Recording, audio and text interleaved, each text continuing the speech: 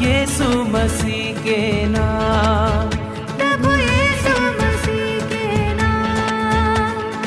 उत्तर भारत की आत्मीय धड़कन, आत्मदर्शन, आत्मीय धड़कन, आत्मदर्शन। Gospel Singer Reality Show। दोस्तों, मैं आपकी होस्ट और आपकी दोस्त एक बार फिर से आपका स्वागत करती हूँ आत्मदर्शन गॉस्पेल सिंगर रियलिटी शो में।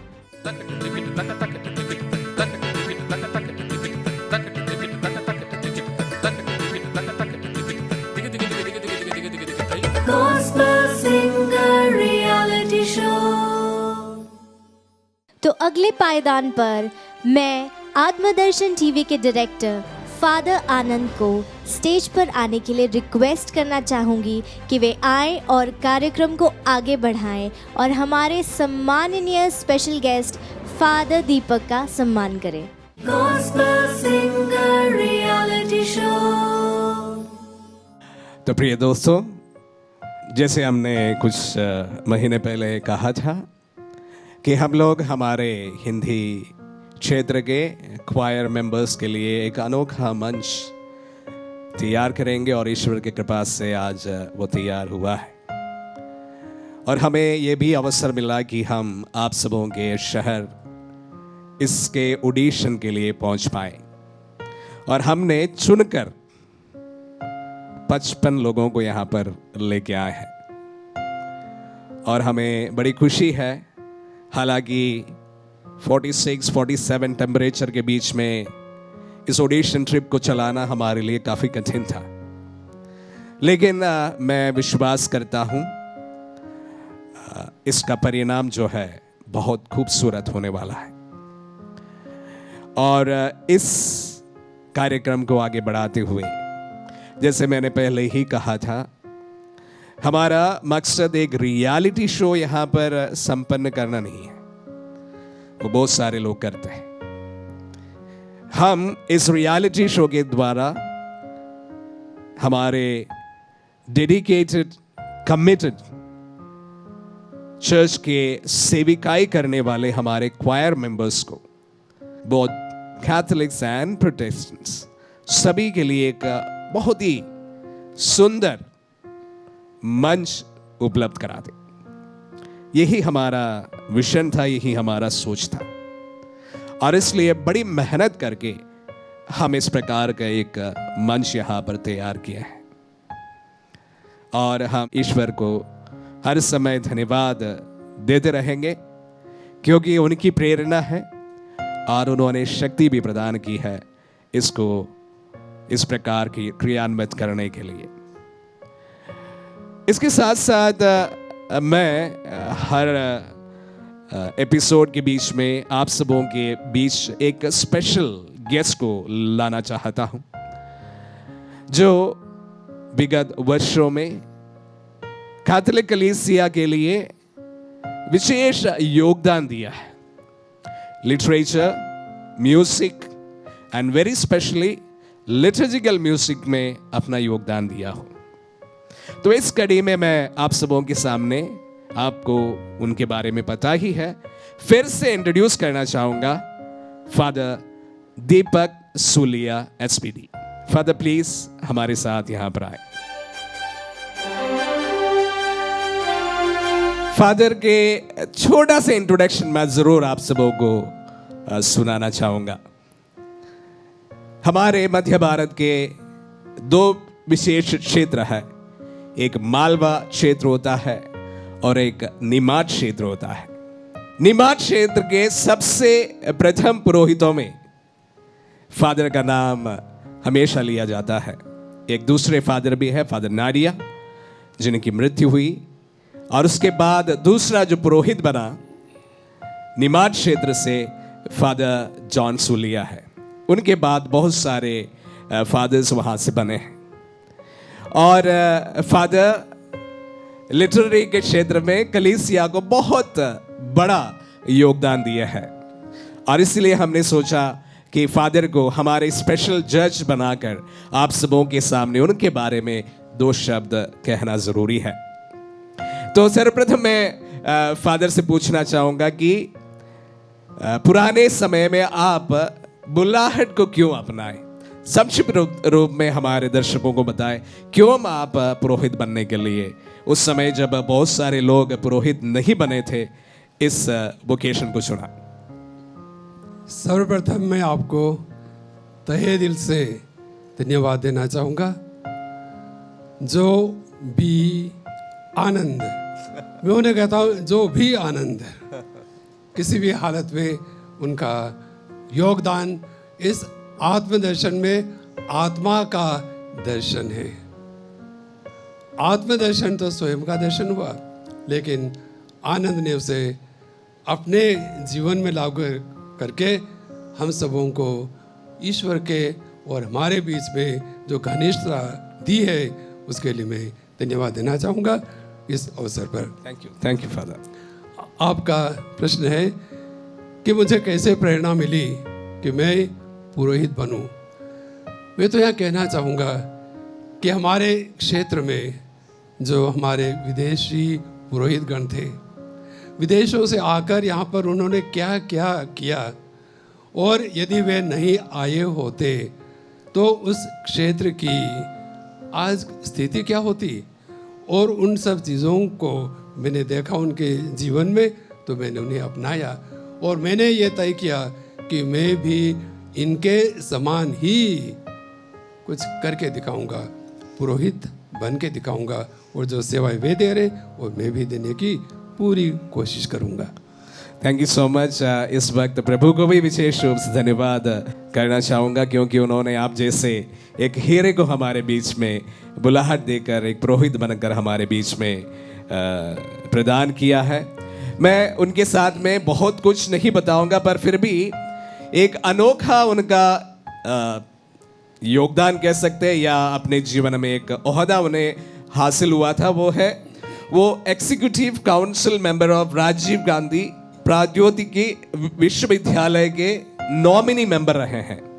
उनके कुलपति के बाद फादर का नाम आता था, और वे उस पद पर 6 साल रहे हैं और उस पद में काफ़ी सेवाएं दी हैं। फादर, आपका ये सफ़र कैसे और संभव हुआ? हम एक्सपेक्ट नहीं कर सकते एक पुरोहित एक विश्वविद्यालय के कुलपति के बाद का जो पोस्ट होता है वहाँ तक पहुँचे। ये तो मैं ईश्वर की इच्छा ही मानूंगा, ईश्वर का वरदान कहूँगा कि ये जो भी, मैं कुछ नहीं था, लेकिन ईश्वर ने मुझे जो कुछ दिया है ये मेरा जीवन ही है, और मैं उसे इसी प्रकार पूरी तरह से जीता रहूं, यही मेरी तमन्ना है। Thank you father. और उसके साथ साथ फादर 8 साल फिलीपींस में हिंदी रेडियो वेरितास एशिया का हेड रहे हैं और अपनी सेविकाएं दी हैं, और इस प्रकार देश और विदेश में कलीसिया के लिए अपने अनोखा योगदान हर समय वो देते रहे हैं। हाल ही में फादर ने जो मिसल, हिंदी मिसल हम लोग इस वक्त इस्तेमाल कर रहे हैं, वो उसके 4 मुख्य अनुवादक लोग रहे हैं, उस पर फादर का नाम भी शामिल है। और जो मिसल आज के तारीख में हम लोग इस्तेमाल कर रहे हैं, उसके अनुवाद में फादर का बड़ा योगदान रहा है। Thank you so much father. और इस प्रकार लिटरेरी क्षेत्र में उन्होंने बहुत सारी योगदान हमारे बीच में रखा है, और उनका एक अनेक किताब भी है। फादर, कितने किताबें लिखी है आपने? करीब 43 अभी चल रही मेरा अनुवाद, 43 बुक्स। तो उनमें मैंने मेरी लिखी हुई किताबें हैं, अनुवाद हैं, एडिटेड हैं, संपादक के हैं। तो इस प्रकार मेरी अभी जो चल रही है वो 43 नंबर चल रहा है। तो आप समझ सकते हैं कि लिटरेरी क्षेत्र में अगर फादर का योगदान नहीं होता तो वहां पर खालीपन होता। फादर जी, बहुत बहुत धन्यवाद इन शब्दों के लिए। मैं वाकई में शुक्रगुजार हूँ, हमारे अपने जो भी हो आनंद है। तो बहुत बहुत धन्यवाद फादर जी। Thank you. उसके साथ साथ आज के इस मंच के अनुसार कोई चीज़ भी मैं फादर के बारे में कहना चाहूँगा कि फादर तकरीबन 50 सॉन्ग्स को लिखे हैं, संगीत दिए हैं और उस पे बहुत कुछ गाने बहुत फेमस भी हैं। फादर से लिखी गई गानों में कुछ गाने आप हमारे दर्शकों के सामने बताना चाहेंगे इस वक्त, और हम गुनगुनाना भी चाहेंगे। फादर गाते थे पहले, लेकिन उनका थ्रोट का ऑपरेशन हुआ था, तब से उनकी आवाज़ में बहुत तकलीफ आई है। He is a good orator, और उस प्रकार जो आवाज़ से जुड़ी चीज़ों को थोड़ा सा लगाम लगे हैं, और उनकी किताब हमारे बीच में है। फादर उस किताब को मंगा रहे हैं। कुछ फेमस गाने फादर हमारे सामने पेश नहीं करेंगे, लेकिन बोल कर बताएंगे। जैसा फादर ने कहा कि कुछ फेमस गाने जो कि हमारे कलीसिया लिटरेचर में बहुत ही प्रचलित हैं, उनका मैं कुछ विवरण करूं। मैं तो समझता हूं कि हमारे दर्शकगण इन गानों से वाकिफ़ हैं, और यहाँ पर उन्हें नाम लेकर तो नहीं, क्योंकि जितने भी गाने हैं सभी गाने प्रचलित हैं जी। और मैंने जो कुछ भी किया है ईश्वर की महिमा के लिए किया है। प्यारे दर्शकों, मेरी सड़क दुर्घटना में मृत्यु हो चुकी थी, क्लिनिकल। यस, ठीक है, बात आई तो मैं उसके बारे में भी बताना चाहूँ, क्योंकि प्रिय दोस्तों, जब मैं अगर रिट्रीट के लिए आपके बीच में कभी आता हूँ, और विशेष रूप से लंदन रिट्रीट्स में फादर की इस घटना मैं अवश्य दोहराता हूँ। मेरे एक टॉपिक का विषय भी यही होता है, और मैं आपके एक्सीडेंट को सभी जगह पर एक बार सुनाता हूँ। ये बड़ी अच्छी बात है कि फादर हमारे बीच में है और वो इस घटना को इस वक्त याद कर रहे हैं, तो हमारे दर्शकों के बीच में उसकी सत्यता हमारे सामने पेश करें। प्रिय मित्रों, मैं इंदौर से खंडवा जा रहा था रिट्रीट देने के लिए। रास्ते में खंडवा से करीब 18-20 किलोमीटर इस तरफ सामने से बस आ रही थी, और हम 5 जन थे जीप में, और कितना आसानी से हम निकलते हैं एक दूसरे को ओवरटेक करते हुए या एक दूसरे को आगे पार करते हुए। लेकिन उस दिन क्या हुआ कि हमारे जो ड्राइवर थे फादर जैकब, तो स्टीयरिंग टूटा। आप समझ सकते हैं, हमारी जीप एक मैच बॉक्स के समान, और वो बस उसने ब्रेक लगाया भले, लेकिन हमें कम से कम 100 फीट की दूरी तक घसीटते हुए ले गए। और उसके दौरान मेरा नीचे का जबड़ा कट के टंगा हुआ था, मेरे बाएं हाथ का कंधा और सामने की क्लाविकल बोन टूटकर अंदर धंस गई, मेरी 7 पसलियाँ बिसका गई टूटकर, और मेरा बायां पाँव टूट के। आप कल्पना कीजिए कि क्या हालत हुई होगी। और जब लोग आए बचाने वाले, तो उन्होंने देखा कि न तो मेरी नाड़ी चल रही, न मेरी हार्ट बीट चल रही है, और मुझे उन्होंने कहा ये तो गए हैं, दूसरों को बचाओ। और ये कहते हुए उन्होंने मुझे बाहर निकाला और सड़क के किनारे रख दिया, और मेरे मुंह पर कफन डाल दिया, जो भी कपड़ा मिला होगा। और मैं आप लोगों से कहना चाहूँगा, बताना चाहूँगा कि हमारी आत्मा हमारे शरीर से बाहर निकलने के बाद क्या होता है। इसको कहते हैं नियर डेथ एक्सपीरियंस। जो नियर डेथ एक्सपीरियंस के बारे में अगर आपने कभी किताबों में पढ़ी होगी, तो लगभग यही स्थिति होती है जो जिनके एक्सीडेंट में या इस प्रकार की मृत्यु कुछ पल के लिए होता है। तो आंखों देखी नहीं, मतलब ये तो कह सकते हैं कि जिन्होंने अनुभव किया है वो हमारे साथ में इस बात को साझा कर रहे हैं कि मृत्यु की तुरंत बाद आत्मा के साथ क्या होता है। मेरी आत्मा मेरे शरीर से बाहर निकली, और मुझे ये ऐसे ही याद है जैसे अपने को कोई सपना याद होता है। न तो हमें लोकेशन या कोई डायलॉग याद रहते हैं, लेकिन ये तो मालूम होता है कि मैंने ये सपना देखा इसके बारे में। आत्मा अपने शरीर से निकलने के बाद एक दिशा में नहीं जाती है। वो जैसे आप किसी तालाब में पत्थर फेंकते हैं और किसी गोलाकार में लहरें उठती हैं, वैसे ही मेरी आत्मा उन लहरों के समान पूरे स्पेस में विचर रही थी और उसके दौरान टकरा रही है उन सभी परिचितों से। एक पल में मैं इंदौर में हूँ, दूसरे पल में खंडवा में हूँ, तीसरे पल में मनीला में हूँ, यूरोप में हूँ, और जहाँ जहाँ मैं गया वहाँ पे मेरी आत्मा उन लोगों से टकरा रही है। ये होता है, और कब तक ये हुआ समय का तो मालूम नहीं, लेकिन मेरा जो अनुभव था कि मैं किस प्रकार अपनी ज़िंदगी को देख रहा था एक आत्मा के आँखों से, और वहाँ पे क्या देख रहा हूँ कि बहुत ही खूबसूरत, करीब स्वर्गीय कल्पना जो हम करते हैं उसी कल्पना में मैं खोते जा रहा था।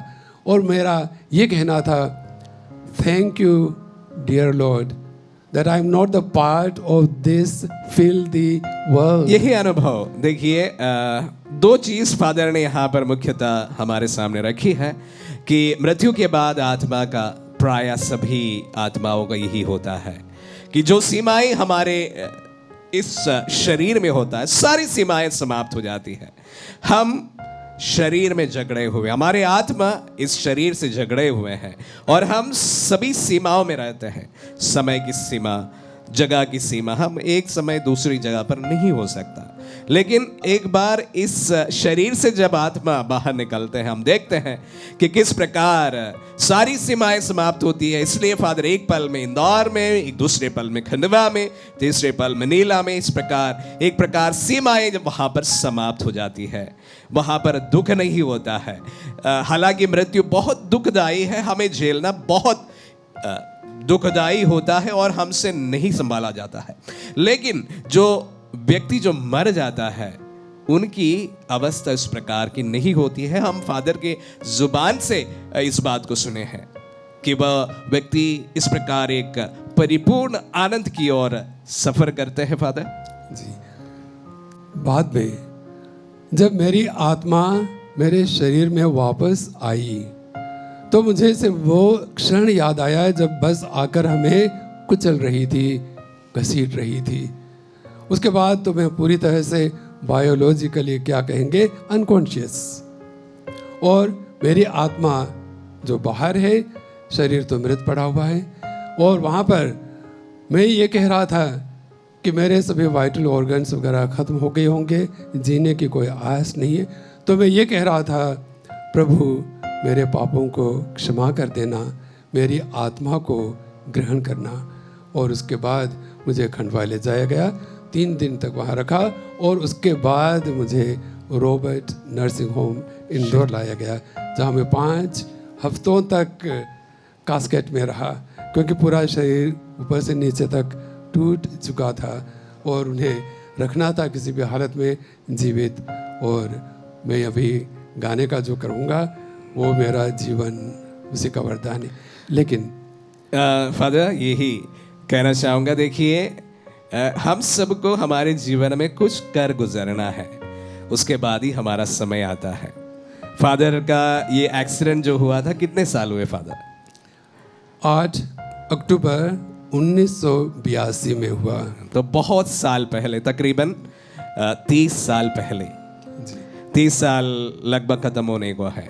ये 30 साल में बहुत कुछ प्रभु के लिए आपको करना था, और इसलिए शायद प्रभु ने आपको बताया कि समय नहीं हुआ बेटा, वापस जाओ। और उसके बाद मैं जानता हूं कि बहुत सारे योगदान आप कलीसिया के लिए दिए हैं, और हम शुक्रगुजार हैं सर्वप्रथम ईश्वर से और आपसे भी कि जिस तरह से आपने योगदान हमारी कलीसिया को जो दिया है, स्थानीय कलीसिया को, विशेष रूप से नॉर्थ इंडियन कलीसिया को जो दिए हैं, हम बहुत ही शुक्रगुजार हैं और हमारा ही पुण्य मानते हैं कि आपको इस मंच पर सम्मानित करने का मौका हमें जो प्रदान हुआ है। फादर जी, हमारे दर्शक ये सोच रहे हैं ये इतना सुनने के बाद कि यदि इतनी टूट फूट हुई थी तो आज ये एक पीस में कैसे खड़े हैं? हाँ आगे जी, हाँ जी, बताऊं? बिल्कुल बिल्कुल। 1985 की बात है। 82, 83, 84, 85 साल तक मैं अपाहिज रहा। मेरा बायां हाथ सिर्फ मांसपेशियों में अटका हुआ। मेरा जबड़ा जहाँ भी जो बोन्स टच हो रहे थे वहाँ पे कैल्सिफिकेशन हुआ। मेरी जो पसलियाँ थी वो तो एक दूसरे में बिचका के रह गई और लिटरली शब्दशः मैं अपने शरीर को घसीटते हुए एक अपाहिज के समान 4 साल काटे। मैंने कहा मैं इस अवस्था में, मेरा ऑर्डिनेशन हुआ था 78 में, 78, 79, 80, 81, 82, 5 साल में मेरी यह हालत। नहीं, मैं इसे स्वीकार नहीं करूँगा।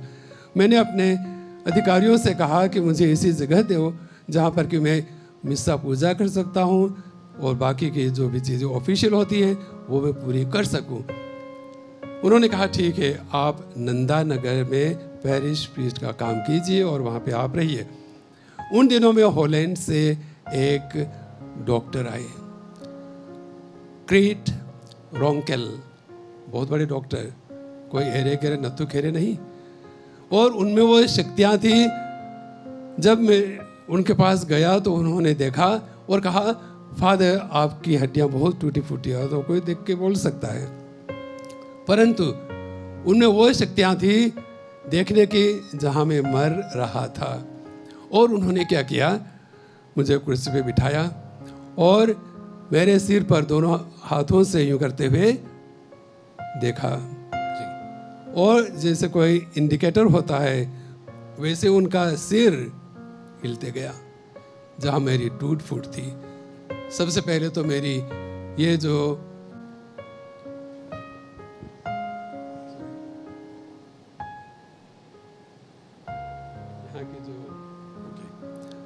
मेरी जो हड्डियाँ आज भी बाहर हैं। जी जी जी, ये हड्डियाँ जो दिख रहे हैं, क्लोजअप तो नहीं दे सकते, क्लोजअप दे सकेंगे? ये अभी भी बाहर है, अभी बाहर है और ये एक दूसरे के ऊपर अटकी हुई थी यहाँ पर। तो उन्होंने क्या किया, पहले मेरे गर्दन को यहाँ पकड़ते हुए हाथ रखा और प्रार्थना करते हुए उन्होंने उनका सिर हिलाया 3 बार। मेरा सिर नहीं कि मैं उन हड्डियों को सीधा करवा दूं। और देखिए मेरी हड्डियां बिल्कुल अपनी जगह पर आ गई। और उसके बाद उन्होंने कहा, फादर हाथ ऊपर कीजिए।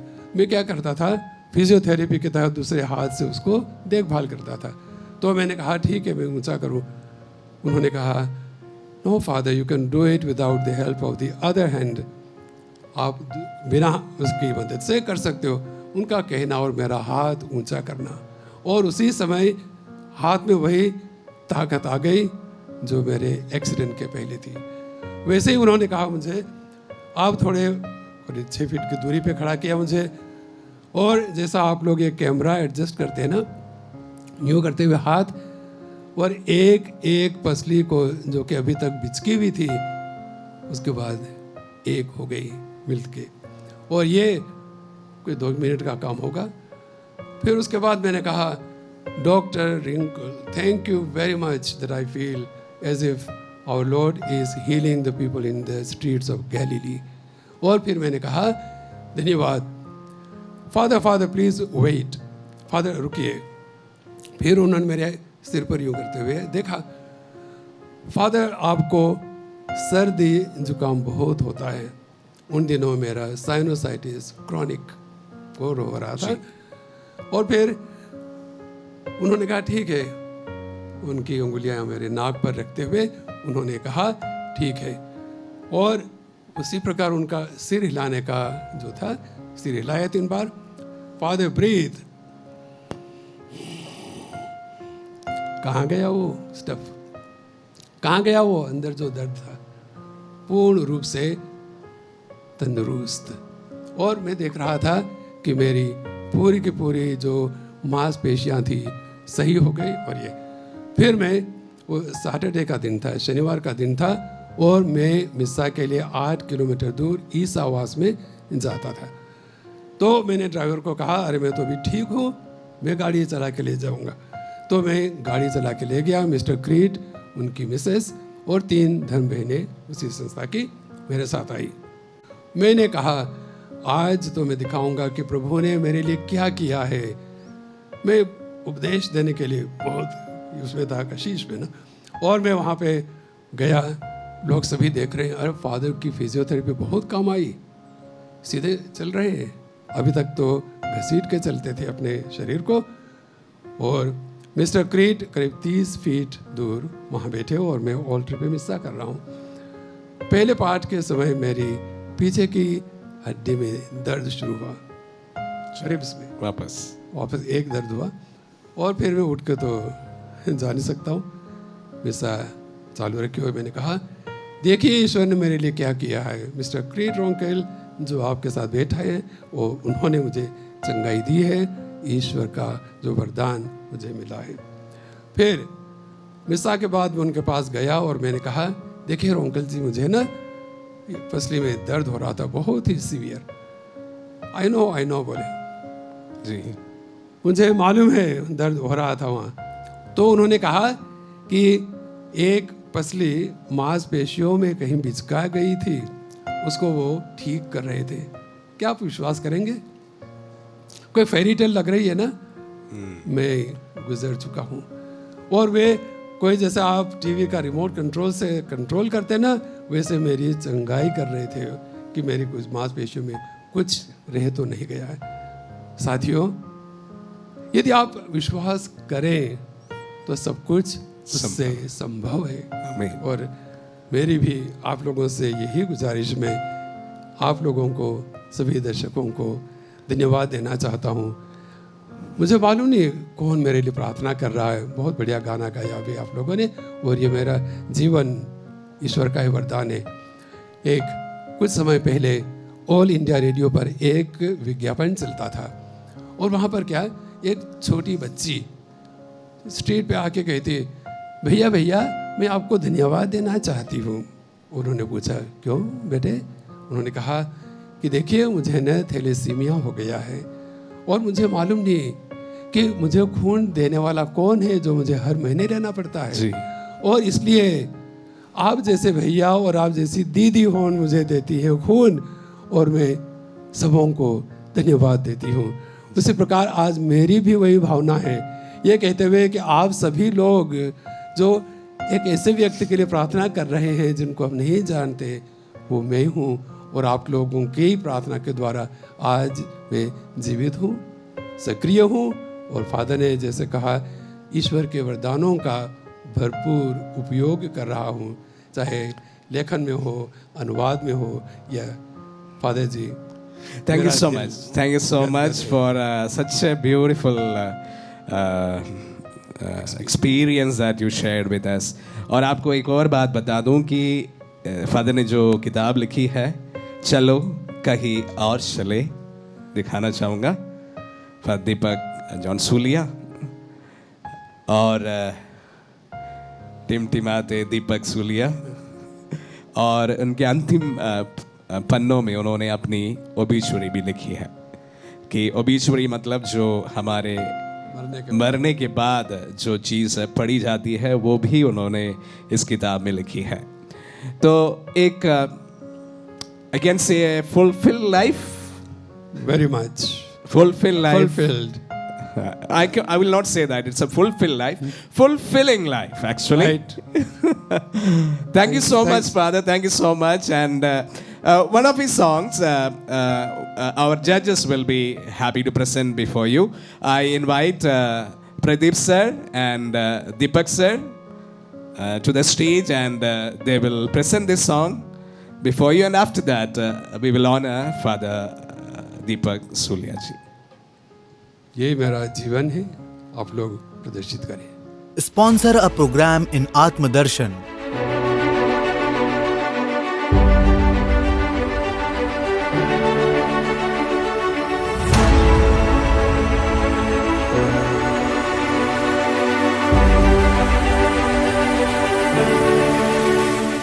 प्रभु की सेविकाई को आगे बढ़ाने है आपकी जरूरत।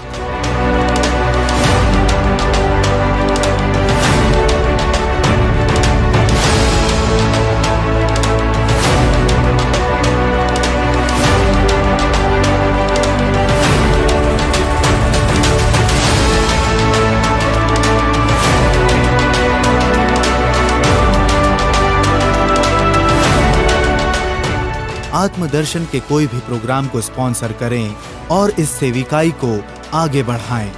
होली मास sponsorship at ₹10,000, adoration sponsorship at ₹10,000, creative episodes with customized advertisement at ₹20,000। अधिक जानकारी के लिए संपर्क करें 800-5541-2434 पर। साथ दें, संग जुड़ें, उत्तर भारत की आत्मीय धड़कन आत्मदर्शन।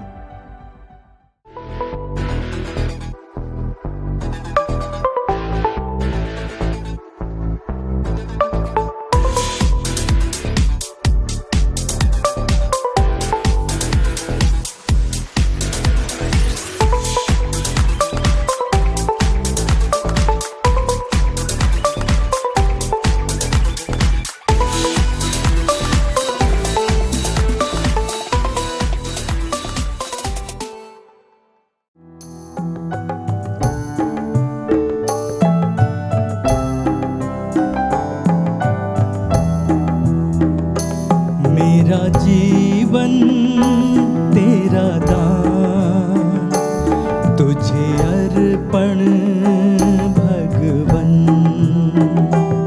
अपना लो मेरा तन, मेरा मन भगवन। मेरा जीवन तेरा दान, तुझे अर्पण भगवन। अपना लो मेरा तन, मेरा मन भगवन। मेरा जीवन तेरा दान, तुझे अर्पण भगवन। अपना लो मेरा तन, मेरा मन भगवन।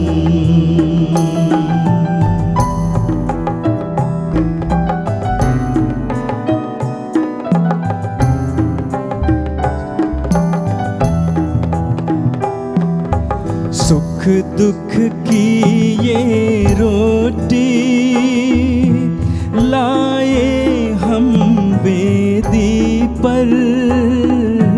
सुख दुख की यह रोटी लाए हम वेदी पर।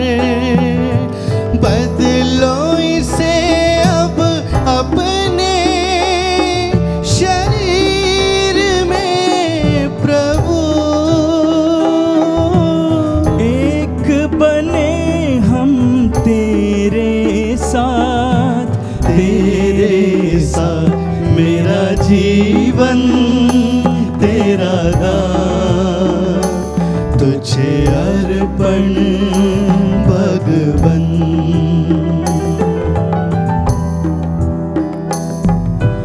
दाख रस का ये कटोरा अर्पित है चरणों में। दाख रस का यह कटोरा अर्पित है चरणों में। बदलो इसे अब अपने लहू में प्रभु। ग्रहण करें हम तेरे साथ, तेरे साथ। मेरा जीवन तेरा दान, तुझे अर्पण भगवन। अपना लो मेरा तन मेरा मन भगवन मेरा जीवन तेरा दान तुझे अर्पण भगवन अपना लो मेरा तन मेरा मन भगवन।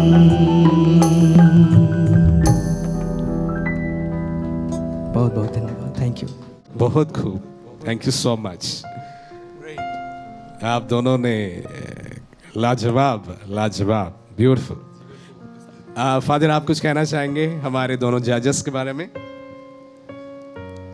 आप लोगों ने देखा है, उन्हें सुना है, और देखने और सुनने में जो आप लोगों ने देखा, ईश्वर उन्हें देखते हुए वही कृपाएं प्रदान करें जो कि आप देखना चाहते हैं अपने जीवन में। क्या कहूँ, हमारे अजमेरी साहब को आप लोगों ने देख ही लिया है किस प्रकार एक जज के रूप में हम सबों को वो दर्शा रहे थे जो हैं वो। सही बात है, मैं उनको बधाई देता हूँ। आप दोनों को वाराणसी से और अजमेर से, और फादर आनंद जो भी not only is honored, no words to express, but it's all gift of God our life is। मैं सिर्फ क्षमा प्रार्थी हूँ, मेरे वोकल कोड्स नहीं है, आर्टिफिशियल कोड्स डाले हुए हैं मेरे वोकल्स के, और उसकी वजह से मैं इतनी आवाज़ निकाल सकता हूँ। वॉल्यूम बिल्कुल नहीं है, फिर भी ईश्वर ने जो कुछ दिया है उसके लिए तहे दिल से उसी पिता ईश्वर को धन्यवाद, लाखों लाख। इस कड़ी को आगे बढ़ाते हुए मैं बुलाना चाहूँगा आरती। हम फादर का सम्मान करेंगे। Gospel Singer Reality Show।